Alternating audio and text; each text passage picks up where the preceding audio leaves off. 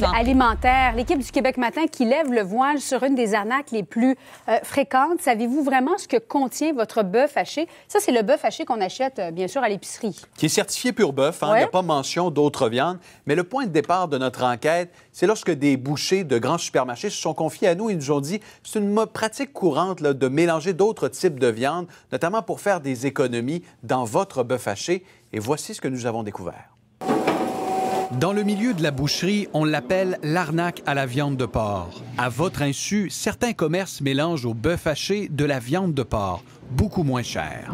L'émission Le Québec Matin a fait le test en achetant 4 paquets de bœuf haché dans 4 supermarchés. On a la viande ici. Pour percer leur secret, le groupe Environex a ouvert les portes de ses laboratoires pour la première fois aux caméras. Ces scientifiques sont les seuls à analyser l'ADN des aliments au Québec. Et on peut voir ici un échantillon prélevé de bœuf avec une courbe également positive pour la présence de porc. Les résultats sont étonnants. 3 emballages de bœuf sur 4 contiennent de la viande de porc. Est-ce que c'est normal de trouver du porc dans du bœuf? Pas du tout.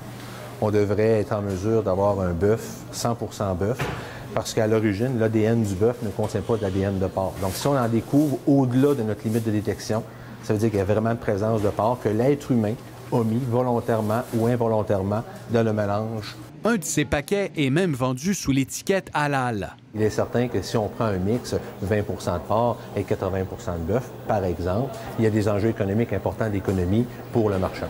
Un aliment aussi anodin et aussi simple que le bœuf haché, on peut trouver une possibilité de fraude. La viande de bœuf serait parmi les aliments les plus fraudés, estime ce spécialiste. Si le prix d'une denrée alimentaire, exemple le bœuf, monte, on peut penser, en fait, on peut prédire qu'il pourrait y avoir des tentatives de fraude beaucoup plus importantes.